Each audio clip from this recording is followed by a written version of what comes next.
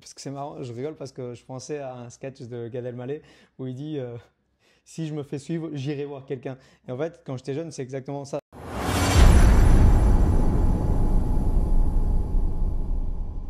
Aujourd'hui, on se retrouve au Viria Gym. Je me présente, donc Joao, je suis coach sportif au Viria Gym. Et aujourd'hui, on invite Claire qui va se présenter à son tour. Et aujourd'hui, on va discuter un petit peu de tout ce qui est les sujets un peu tabous, qu'on n'en parle pas trop au quotidien, qu'on en parle beaucoup par contre au Viria Gym avec les clients, comme la boulimie ou autre. Du coup, Claire, dis-nous tout. Bonjour, moi je suis coachée, mais je suis pas là parce que je suis coachée, je suis là parce que je suis psychologue clinicienne, hypnothérapeute, donc installée en libéral à Montbonneau depuis un certain temps et diplômée depuis 13 ans à peu près. Voilà. Et dans mon travail, on parle souvent des troubles des conduites alimentaires.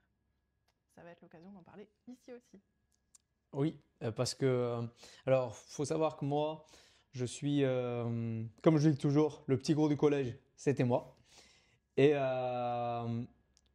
comment, comment on pourrait dire? Je me voilais un peu la face. Ça veut dire que pour moi, j'avais pas de problème. C'était juste à moi de gérer.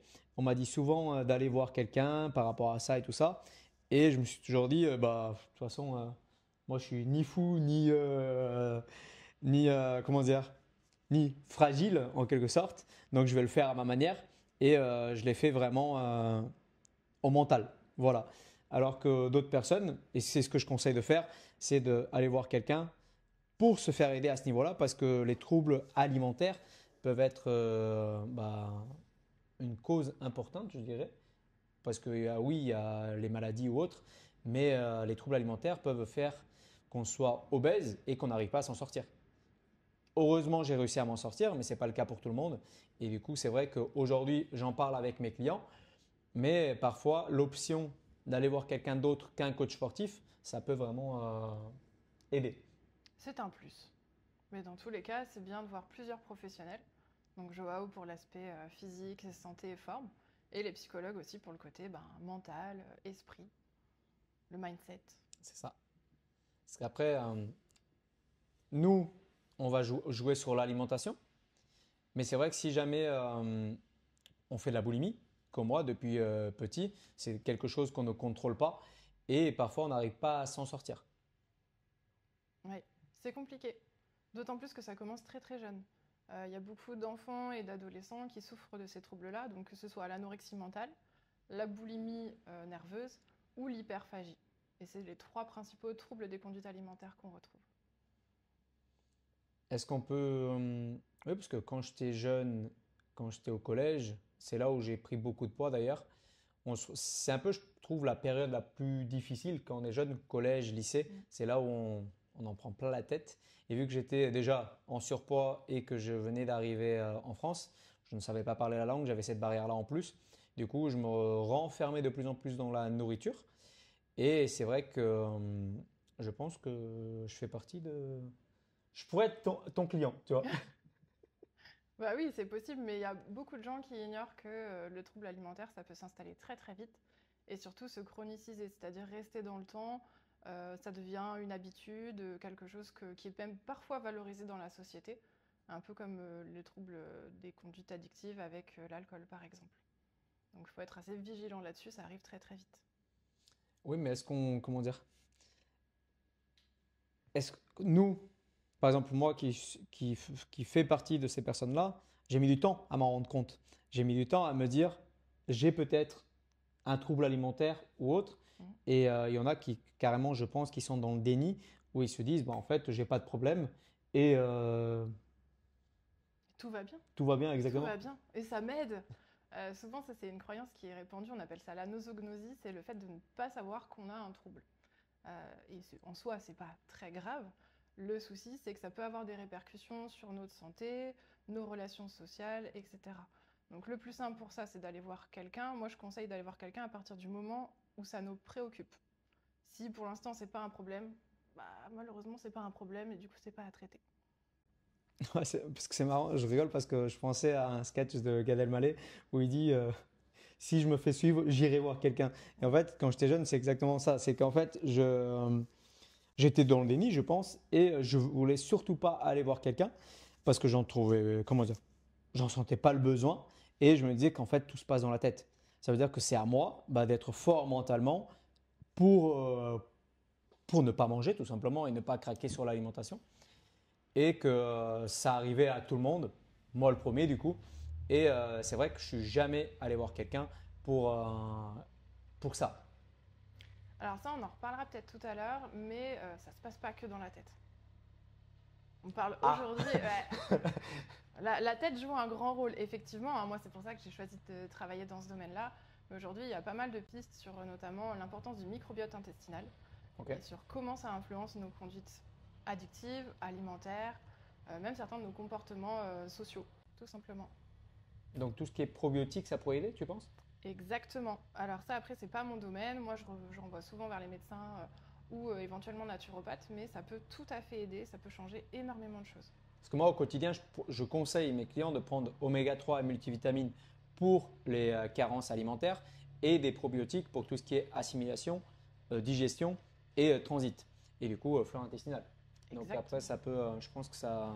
Moi, je pense que pour moi, ça m'a aidé.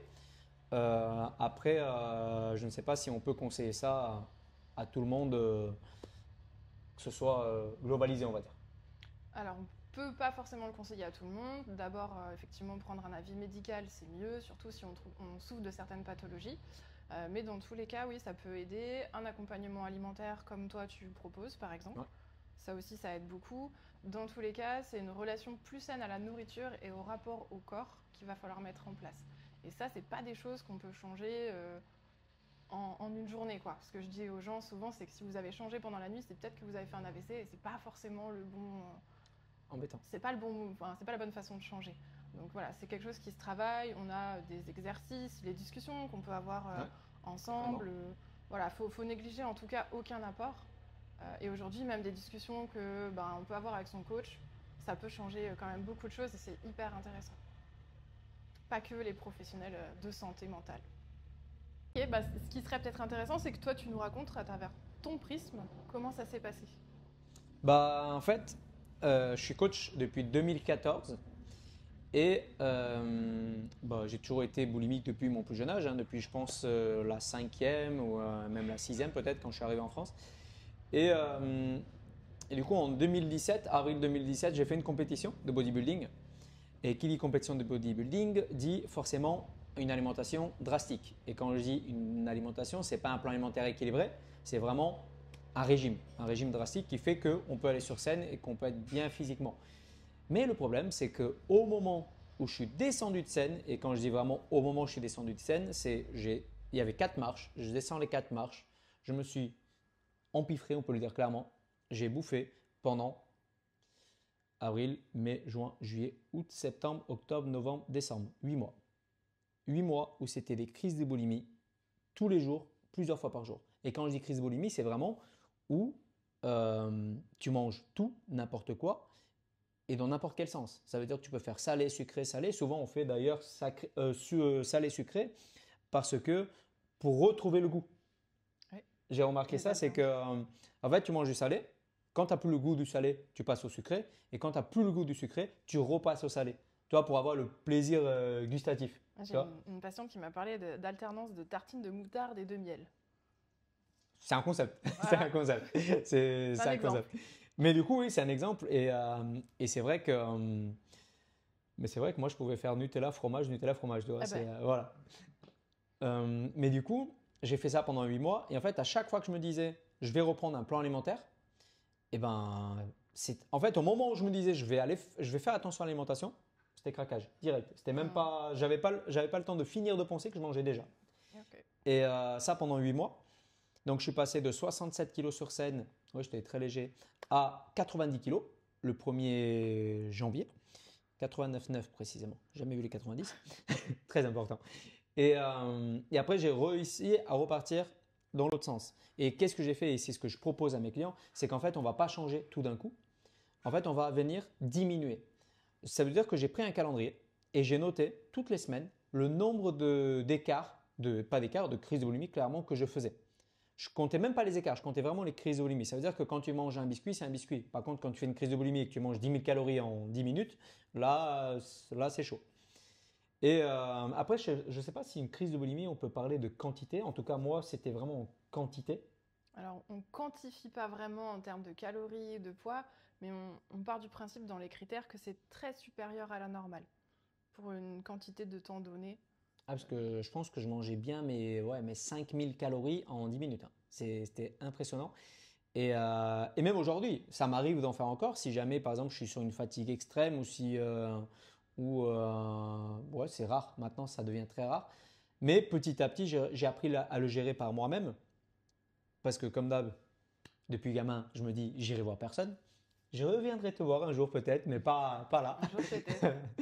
Et je pense que c'est un blocage psychologique que j'ai. Ça veut dire que je dois me dire, parce que je pense que c'est clairement ça, c'est que je me dis, en fait, si tu dois aller voir quelqu'un, c'est que là, c'est vraiment que tu as touché le fond. Et du coup, alors que ce n'est pas le cas, hein. En fait, Oui, c'est même ce que je conseille, c'est de ne pas toucher le fond avant d'aller voir quelqu'un. Tu c'est vois? mieux. Voilà. Alors que non, j'ai clairement touché le fond en 2018.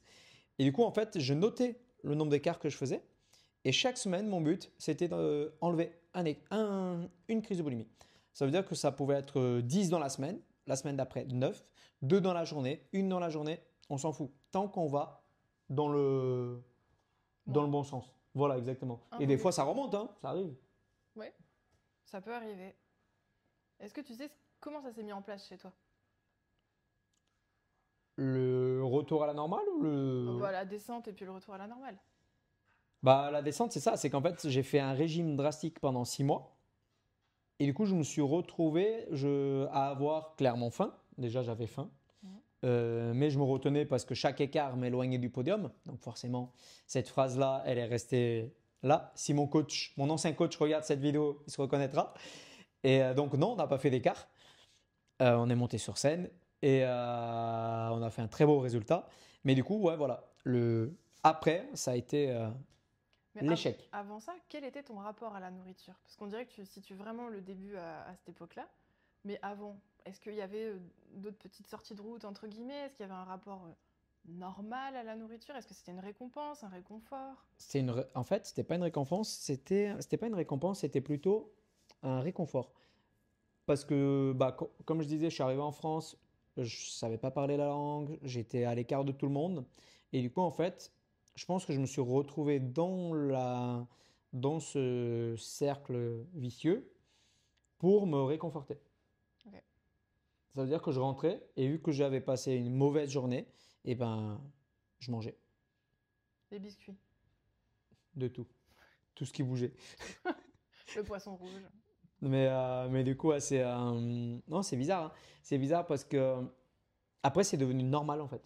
Mm. En fait, je pourrais pas dire exactement quand est-ce que ça a commencé parce que je pense que c'est venu petit à petit Ouais. et c'est devenu normal. Mm. Qu'est-ce qui t'a influencé? Est-ce qu'il y a un côté familial? Est-ce que ça peut être la société, les produits industriels? Je pense que ça peut être la société par rapport à ce que je vivais à l'école Mhm. et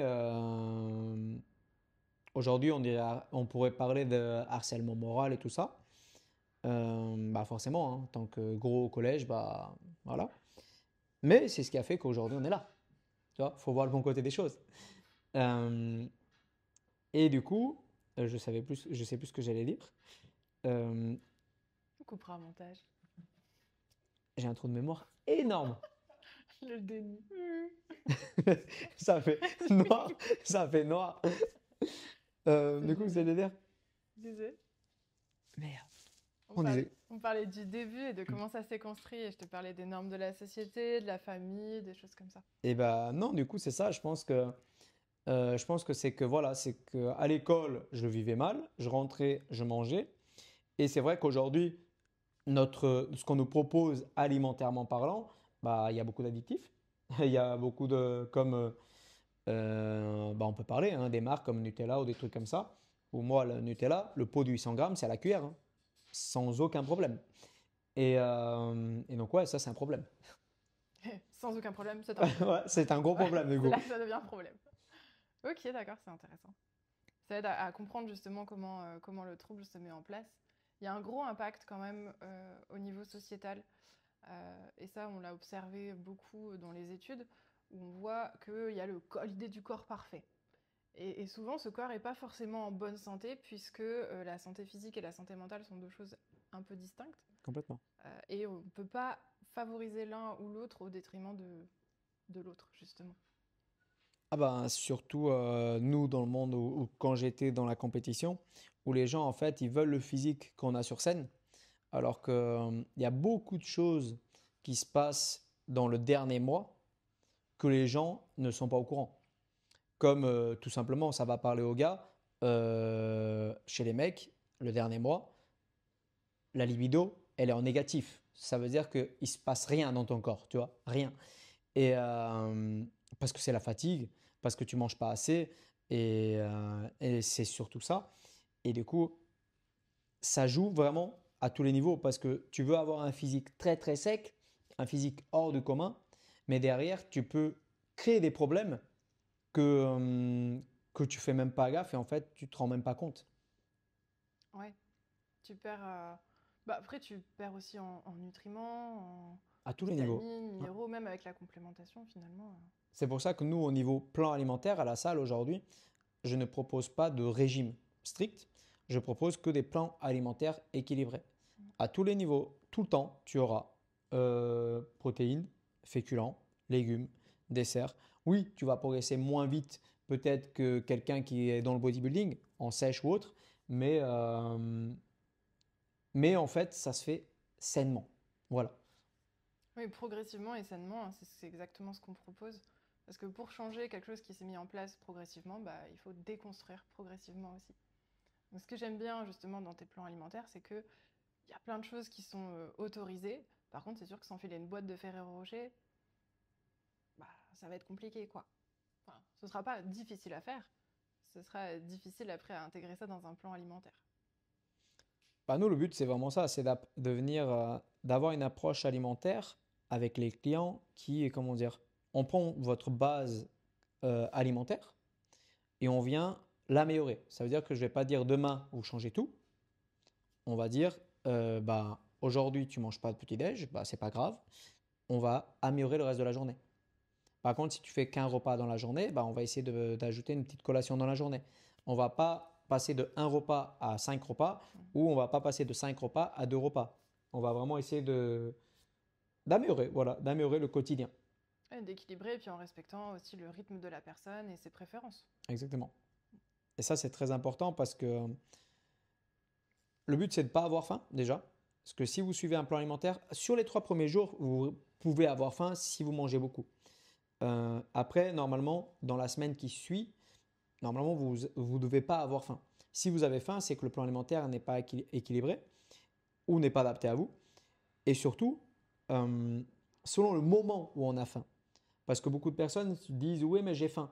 Oui, mais tu as faim à quelle heure? Tu as faim à 15 heures, tu as faim à 11 heures, tu as faim le soir, tu as faim la nuit. Tu vois, à quelle heure tu as faim? Et c'est là où en fait on va venir bouger l'alimentation, venir bah, manger plus à midi, manger moins le soir ou inversement, pour venir enlever cet aspect de faim au moment où tu as faim dans la journée. Mm. Pour éviter tout ce qui est crise de boulimie, parce que qui dit faim, souvent derrière, tu as tendance à Compenser. exactement Ouais. compenser, ouais, c'est le bon terme. Bah oui, notre corps, il aime pas avoir faim. C'est quelque chose de contre nature, entre guillemets, puisque le but de tout organisme, il faut pas oublier que c'est la survie. Donc, si on a faim, on est en danger, quelque part. Du coup, on mange 2 fois plus. Exactement. Et on avait parlé l'autre fois de la différence qu'on faisait entre les crises salées et les crises sucrées. Pourquoi est-ce qu'on va plus vers le sucré ou pourquoi est-ce qu'on va plus vers le salé? Exact, Tu te exact. souviens de la réponse que je t'ai faite? Non, Dis-nous. on s'en souvient pas. Euh, Souvent, le salé, c'est plutôt côté gras, réconfort.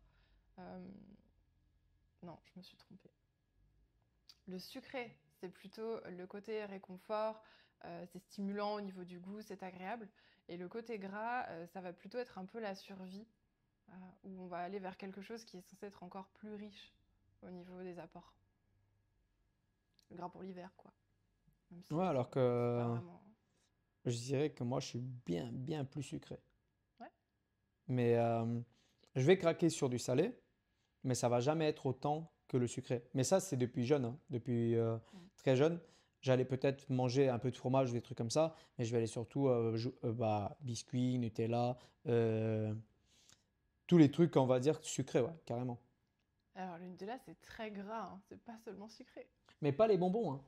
Non, Non, moi, ça, j'étais pas du tout, tu sais, les Haribo, des trucs comme ça. Non, pas du tout. C'était surtout vraiment euh, pain avec, voilà, confiture, Nutella ou autre, ou des biscuits. Mais par exemple, si on me donnait une boîte de bonbons, mm, bah, ça me parlait pas.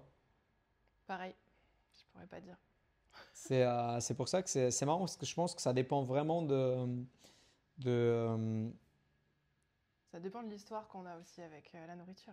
émotionnellement. Eh oui, C'est ce qu'on disait aussi. les fameux biscuits. Voilà, exactement. Oui, parce que j'ai des biscuits. Je suis portugais du coup, et j'ai des biscuits, les biscuits Maria. Ça, je peux en manger à la tonne.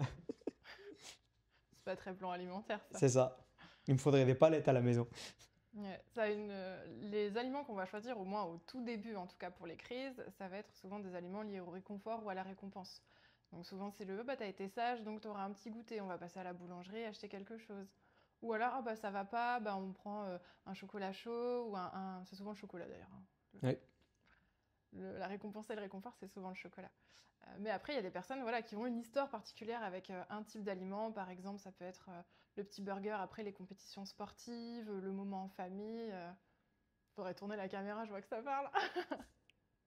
Donc voilà, c'est aussi cette histoire-là qui est intéressante. Et c'est ce qu'on prend en compte dans la thérapie où c'est vraiment le côté individuel. Mais tu vois, du coup, je vais rebondir là-dessus parce qu'on parle beaucoup de, de cheat meal. Avant, on parlait beaucoup de cheat meal dans le monde du fitness. Et surtout, en fait, c'était que le samedi, tu avais le droit, en fait, vu que tu as géré ta semaine, tu as le droit à un écart dans la semaine. Et souvent, cet écart, en fait, au lieu de faire un écart sain, Mm. ou un plat de pâtes, ou des sushis, ou un truc comme ça, en fait, on avait tendance vraiment à faire un cheat meal où, en fait, pendant 2 heures, tu mangeais tout ce que tu voyais, tu vois. Et ça aussi, ça, c'est pas bon parce que si vous vous autorisez un cheat meal ou un écart par semaine, en fait, toute la semaine, tu vas faire ta semaine en pensant à ton écart, tu vois. Et ça, Trouble alimentaire. ça devient un trouble alimentaire du coup. Ça devient un trouble alimentaire, exactement. C'est très large, hein, les troubles alimentaires. Ça va être l'absorption du coup d'une grande quantité de nourriture dans un temps restreint. Ça peut être aussi une déformation de l'image du corps, par exemple se penser ou trop gros, grosse, ou trop maigre, mince. Ça peut être aussi tout ce qui est absorber que certains aliments, euh, faire du tri voilà, par rapport à d'autres. Des fois, ça peut être manger très très vite, même si on mange normalement, mais beaucoup trop vite pour ne pas mastiquer, on n'a pas le goût, toutes ces choses-là. C'est un peu se remplir, hein, concrètement. On va avoir vraiment beaucoup de critères qui vont nous permettre de diagnostiquer, on va dire, un trouble des conduites alimentaires. Et je pense que c'est très sous-diagnostiqué parce qu'il y a beaucoup de gens qui ne vont pas consulter. Tout va bien. On mange, le manger c'est la vie, donc ça va. Ok. Ah bah parce qu'après, on a aussi le côté aller voir quelqu'un, c'est le côté aller voir comme un médecin, donc on a un problème, donc tu vois, il y a une barrière à ce niveau-là. Mm. Parce que c'est marrant parce que moi j'ai le côté vraiment vécu, et du coup toi tu as le côté plutôt médical, on va dire, Et vécu. et ouais, vécu du coup. Et c'est vrai que c'est, il y a vraiment une barrière entre les deux, c'est que pour aller voir quelqu'un, tu as un pas énorme à faire. Parce qu'aller en salle, c'est un pas aussi à faire. Aller en salle, passer le pas de la porte, euh, parce qu'on est complexé par notre corps, notre physique ou autre, c'est difficile. C'est pour ça qu'on a ouvert d'ailleurs le Viria Gym pour pouvoir arriver à enlever déjà ça, le côté complexe, le côté regard des autres. Normalement, chez nous, tu n'as pas ce problème-là. Mais par contre, cet autre pas pour aller voir quelqu'un plus de côté aspect médical, c'est encore une barrière et je trouve qu'elle est encore plus difficile à passer. C'est nouveau. En PNL, on dit c'est nouveau. Bah, c'est possible. Après, moi, ce que je dis aux personnes qui viennent, c'est qu'à partir du moment où c'est une souffrance pour vous, vous êtes légitime de venir. Tant que ça n'en est pas une, bah en fait, j'ai envie de dire, on est qui pour dire que en fait, dans la vie, il faut fonctionner comme ça, comme ça, comme ça, si vous, ça vous apporte plus de mal-être qu'autre chose. Et ma phrase préférée, c'est à force d'essayer de rentrer dans un moule, on finit par ressembler à une tarte. Bon, on reste Ouais, sur le côté ouais, nourriture, hein, ouais, mais c'est vrai, c'est vrai. Après, non, c'est pas évident, hein. C'est pas évident de passer le pas. Et je pense que c'est par peur d'être jugé aussi. bien sûr. Parce que quand tu vas parler, par exemple, à un psy, tout simplement, et ben en fait, tu te dis, mais il va penser quoi de moi? Comme un coach sportif. Les gens, souvent, ils se disent, ouais, mais j'ai pas envie d'aller le voir parce que bah, il va penser quoi de moi? Alors que nous, enfin, du coup, on peut parler dans les deux cas. C'est qu'en fait, nous, on est là pour ça et on n'est pas là pour juger les gens. Parce que bah, je suis personne pour juger, vu que je suis le premier concerné. Et puis ton boulot, c'est coach. Mon boulot, c'est psy, on n'est pas juge. C'est ça, exactement. On est des soignants. Oui, mais du coup, moi, comme je disais, je suis personne pour juger parce que bah, même moi, aujourd'hui, je me bats encore contre ça, beaucoup moins qu'avant. Mais c'est encore ça fait partie de mon quotidien et je pense que ça le fera toujours, hein. Ce sera toujours partie de mon quotidien. Mais c'est vrai que euh, les gens, je pense qu'avant d'aller voir un coach, ce qui était mon cas hein, quand j'étais en surpoids plus jeune, c'est que bah, déjà le fait de passer le pas de la porte d'une salle de sport, par exemple, j'avais l'impression de rentrer dans un château, hein. Vraiment, tu as l'impression de. Tu passes une porte et tu dis waouh, c'est quoi ce truc, toi? Qu'est-ce que je fais là? Tu vois. Genre le château où il y a le dragon ou... Ah bah, c'était moi le dragon. J'étais pas au bon endroit, on va dire. Mais non, mais c'est pas évident. C'est pas évident, c'est vrai. T'es toujours pas allé voir un psy, mais tu me fais venir ici du coup. Je vais venir. Tu vois, je vais pas voir le psy, c'est le psy qui vient C'est me le voir. psy Tu qui vois, vient. psychologie inversée, on a dit. Exactement. Non, c'est sûr que c'est voilà, c'est pas évident, mais après, encore une fois, il faut se poser la question de aujourd'hui, est-ce que je mange parce que j'aime ce que je mange? Est-ce que je mange pour me faire plaisir? Est-ce que je mange pour me nourrir? Sachant que tout ça n'est pas incompatible. Par contre, dès qu'on va avoir tendance à être, à trop se restreindre pour craquer après, ou au contraire à manger de manière désorganisée et trop tout le temps, ça peut être un problème. Et aussi les personnes, et je parle de ça parce qu'on est dans une salle de sport, qui vont manger beaucoup et essayer de compenser le lendemain à la salle. Ou alors tout faire à la salle et dépenser plus de calories, faire plus d'exercices pour pouvoir avoir le fameux cheat meal derrière. Ce fameux cheat meal, Voilà. il a fait du mal à beaucoup de personnes, je pense. Et c'est vrai que en fait, dès qu'on parle de récompense, c'est déjà un peu malsain. Mm. Parce qu'en fait, dès que tu as besoin d'une récompense pour faire quelque chose, c'est que déjà, c'est pas dans ta routine. Ouais, mais on fonctionne beaucoup comme ça. Après, moi j'ai envie de dire que la récompense, c'est aussi d'être en bonne santé. C'est-à-dire que la santé physique, ce sera manger protéines, glucides, lipides en quantité adaptée, mais la santé mentale, ce sera peut-être que les sushis vont arriver à rentrer dans le plan alimentaire. Mais On est d'accord? je suis d'accord, hein, je suis d'accord parce que c'est ce que je propose à mes clients, c'est qu'en fait, vous n'allez pas faire des cheat meals. Quand je dis cheat meal, c'est clairement manger de la merde, sans autre terme, tu vois, si tu veux traduire les mots. Euh, En fait, un cheat meal, il faut éviter le cheat meal. Il faut remplacer ton cheat meal par un repas qui te fait plaisir, comme par exemple, au lieu d'aller au McDo, faire un burger maison. Manger des sushis, ça, il n'y a pas de problème. Manger une pizza, mais au lieu de prendre une pizza avec 15 fromages dedans, partir sur une pizza un peu plus saine avec jambon, viande hachée ou n'importe. Partir sur un truc un peu moins calorique, moins gras et que tu peux manger. De toute façon, si ça te rend malade, c'est que déjà il y a un problème. Oui, et puis des fois, on ne le sait pas tout de suite, parce que le problème aussi de l'hyperphagie ou de la boulimie, c'est que ça nous rend malade sur le long terme. Et que c'est quelque chose qui va vraiment se chroniciser et qu'on va traîner longtemps. Donc, quand on est jeune, qu'on a 25, 35 ans, je veux dire, je suis jeune, euh, on peut encore se dire, voilà, je vais changer parce que notre corps et notre cerveau sont plus aptes à le faire. Mais passer un certain âge, les changements sont moins faciles à mettre en place. On ne va pas se leurrer. Quand j'accueille des patients en thérapie, et j'accueille vraiment de 18 ans à 86 ans pour une dame, euh, en fait, à partir de 65 ans, j'ai pas tout à fait le même discours. Je leur dis pas, oui, aucun problème, le changement est possible. Voilà, je leur dis, oui, on va y aller petit à petit, et la marge de manœuvre, elle va être réduite. Mais dans le cas des troubles des conduites alimentaires, le souci, c'est que un an de malbouffe, et il y a eu des documentaires là-dessus, hein, Oui. justement, où je sais plus qui c'était qui s'est nourri pendant un an de Burger King, McDo ou d'autres choses comme ça.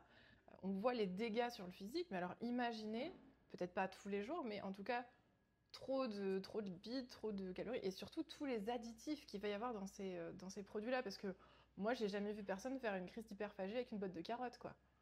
Ah, mais c'est vrai ce que tu dis. C'est aujourd'hui, déjà, une habitude, tu peux pas la changer du jour au lendemain.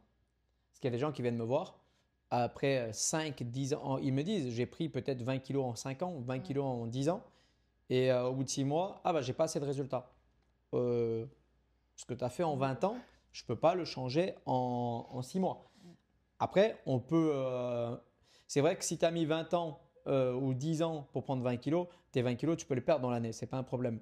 Mais les habitudes que tu as mis en place, ça, c'est autre chose. Oui, bah, le rapport à la nourriture et au corps, hein. Grignotage, s'il y a du grignotage, souvent, il y a beaucoup de clients qui font du grignotage après le repas du soir. Ça veut dire devant la télé ou des trucs comme ça. Et j'en ai où en fait, on met une collation avant de se coucher pour remplacer le grignotage, mais sans l'enlever. Parce que quand on essaye de l'enlever, ça va te créer une frustration. Mm. Et qui dit frustration, dit craquage derrière. Oui, parce que ne pas faire quelque chose, c'est extrêmement difficile pour notre cerveau.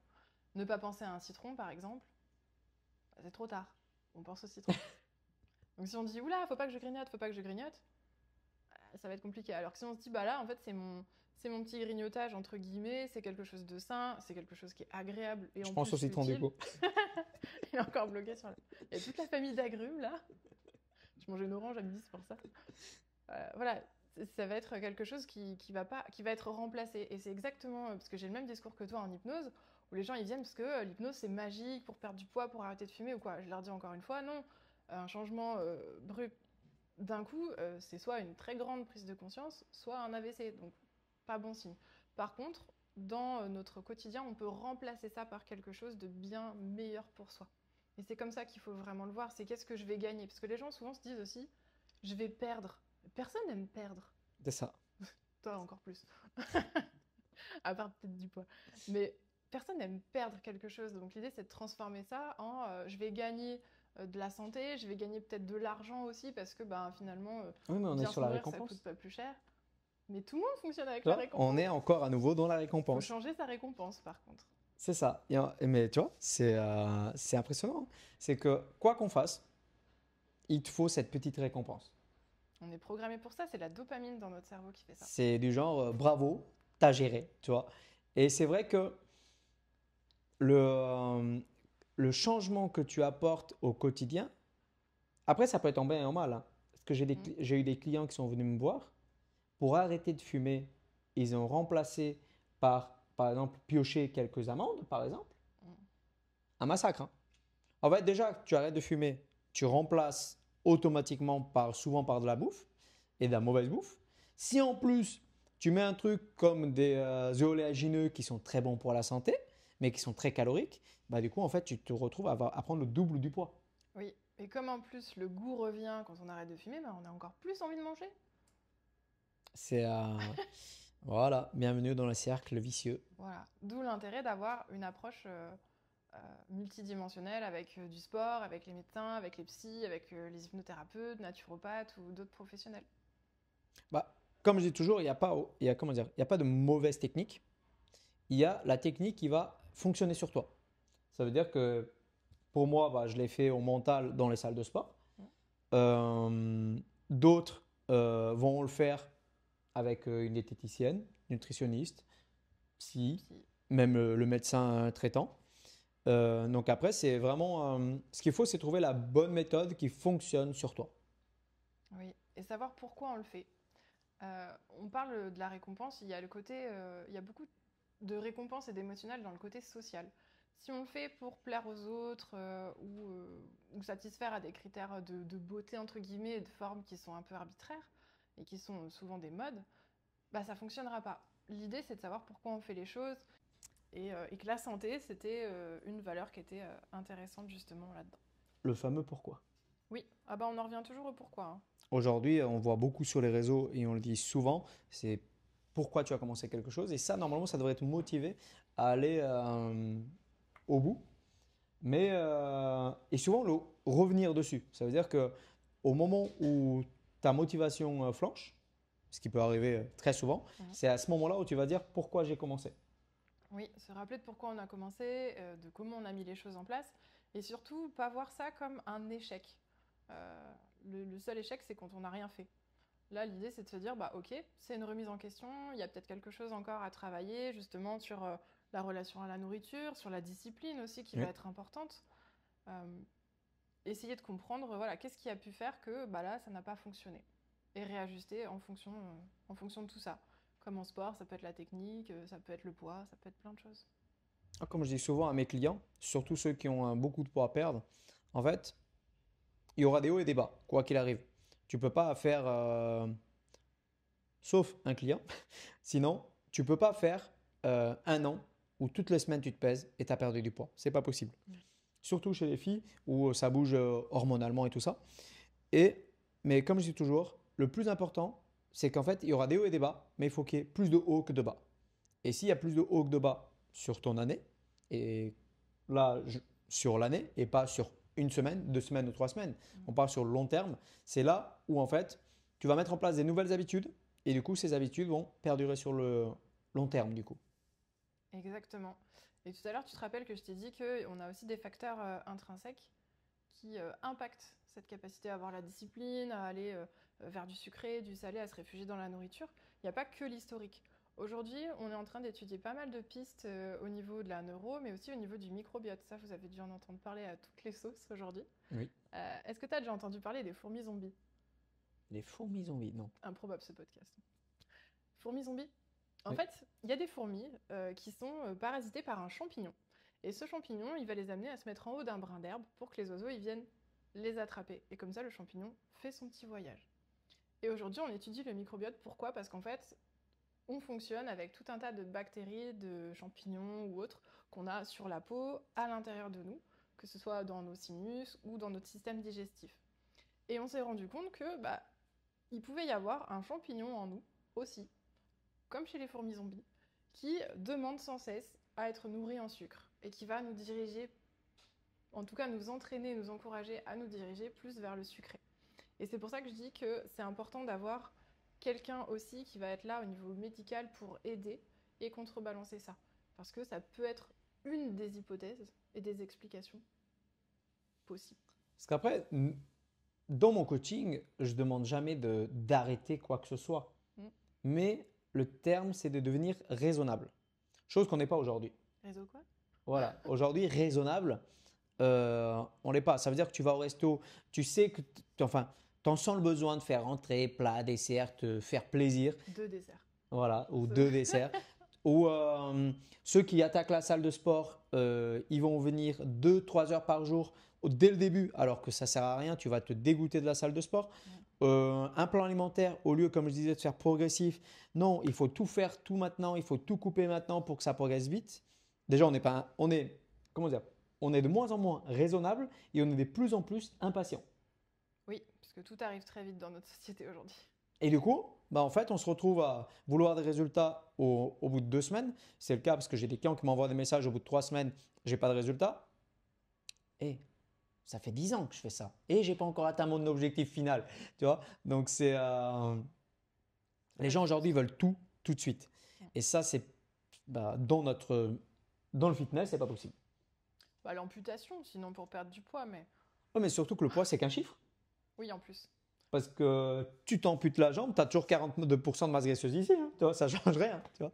Donc, ouais, non, faut être patient. Faut être patient, faut être raisonnable. Et c'est en étant raisonnable et patient qu'on atteint ses objectifs. Constant et discipliné. En un an, j'ai perdu 2 kilos. Mais mon physique n'a plus rien à voir. C'est important, ça. C'est que les gens, ils ne regardent que le poids. Alors que si jamais tu prends ton poids, que tu prends ton tour de taille et que tu fais une photo, si tu compares ces trois-là au bout de 3 mois, il se peut que tu aies même pris du poids et que tu aies perdu du tour de taille. D'ailleurs, celui qui est derrière la caméra le sait très bien. Moi, hein, quand je suis venue te voir la première fois, je t'ai pas dit je veux un objectif de poids ou quoi que ce soit. Je t'ai dit moi, je veux être en bonne santé et pouvoir faire ce que je veux. Et aujourd'hui, ça consiste à aider mes parents à déménager en portant des charges un peu lourdes, pouvoir courir le long des berges de l'Isère sans me sentir essoufflée. C'est retrouver aussi de la liberté. Ça peut être une autre valeur à mobiliser pour être en bonne santé. Aujourd'hui, les gens, ils oublient ça. Mm.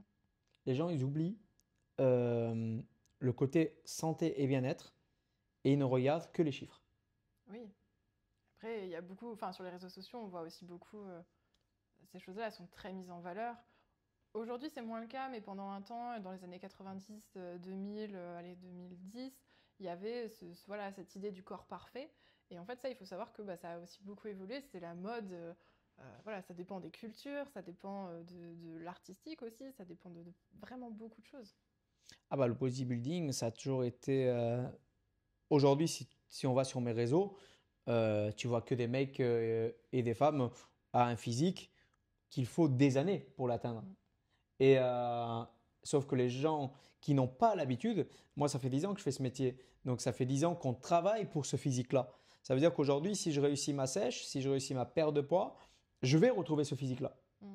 qu'on voit sur les réseaux. Mais il y a 10 ans de travail derrière. Oui, et puis il y a une bonne connaissance de toi aussi. Alors que les gens aujourd'hui, c'est je vais sur les réseaux, je tombe sur des physiques impressionnants, je vais à la salle, je veux ça. Voilà. Et moi, mon métier, c'est de demander pourquoi. Et lui, c'est de dire comment. Comment? Oui et non, parce que j'en ai qui sont venus, oui, je veux le physique de Ronaldo, rendez-vous dans 20 ans. Voilà. Parce que ça fait 20 ans qu'il le travaille son physique, donc tu vois. Donc c'est. Non, non, c'est. Mais de toute façon, on ne va pas à l'encontre de ce qu'on fait aujourd'hui. Nous, ce qu'on essaye, c'est de raisonner les clients. Mm. C'est le terme. Raisonner les clients. La raison. C'est mon métier, hein, la raison. On parle au conscient, à l'inconscient, c'est hyper intéressant. Je pense que justement, c'est un plus d'avoir plusieurs approches et surtout d'arrêter d'avoir peur. Ce qui nous freine le plus aujourd'hui, c'est la peur. Donc après, venez travailler la confiance en soi, avec Joao, avec moi, avec d'autres personnes. Mais ça peut être une belle aventure aussi de se libérer de pas mal de choses. Je me suis mis à la natation, peut-être que j'irai voir un psy. C'est peut-être l'étape d'après. Ouais, je t'avais proposé une séance d'hypnose en plus pour ça. Tu vois? Et qu'est-ce que j'ai fait? Je suis allé dans l'eau. En fait, la peur, ça peut être un moteur Tu vois? s'il y a une peur plus grosse Tu derrière. vois? C'est ça. Ah, aller voir un psy, tout ce que j'évite toute ma vie. Moi, je vais me jeter dans la piscine, ça va Voilà. aller. Et ça a marché. Et ça a marché. Tu vois, c'est dingue. Le mental. En fait, avec le mental, on peut faire beaucoup de choses. Mais je pense qu'on est limité.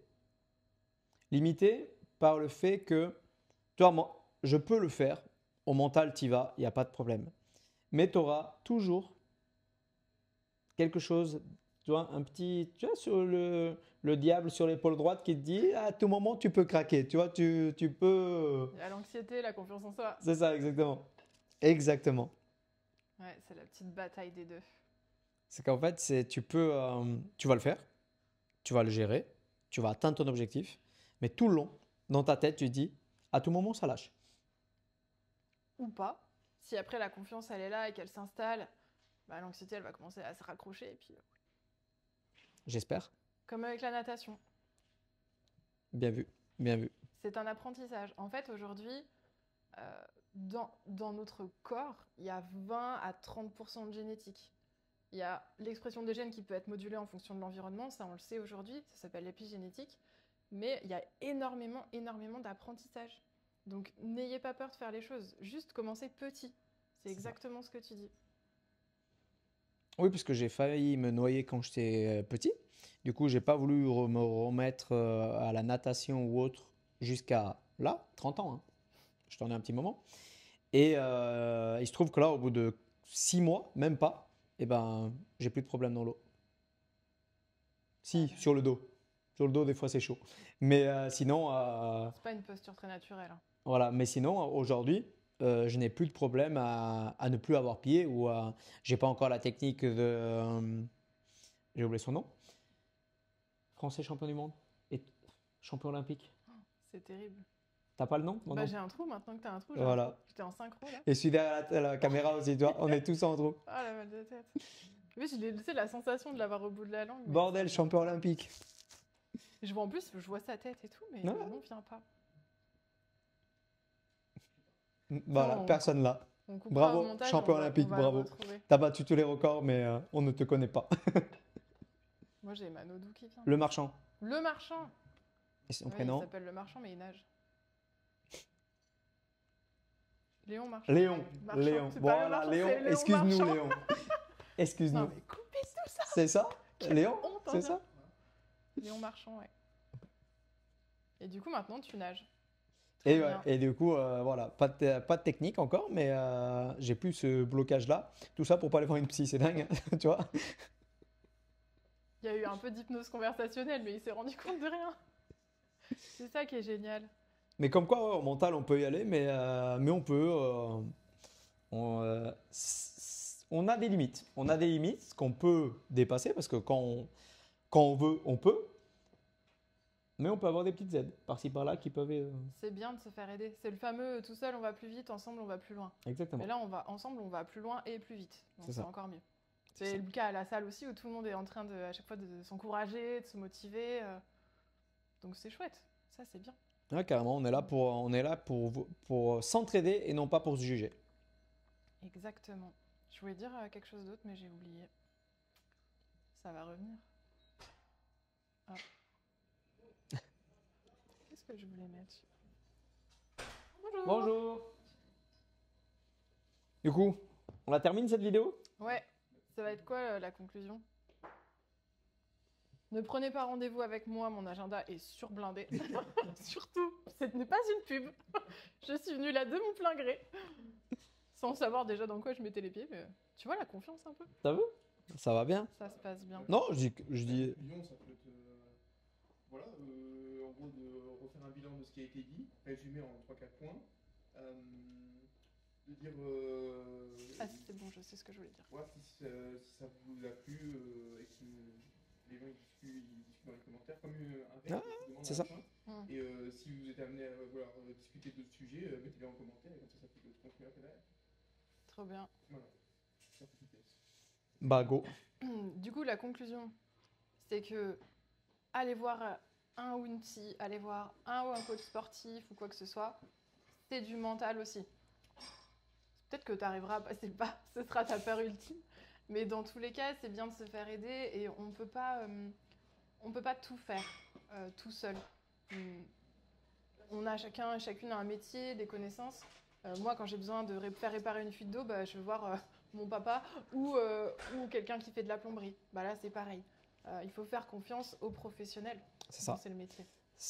Faut pas hésiter en fait. Faut pas hésiter parce qu'on se retrouve dans un blocage, dans sa bulle, alors qu'on pourrait facilement en sortir avec l'aide de quelqu'un d'autre. Tu sais que cette phrase t'engage à aller voir un psy, ça va pas. T'es conscient? Si ça va pas, Il mais est ça va bien. tombé dans le piège. Mais ça va bien. Mais tout va bien.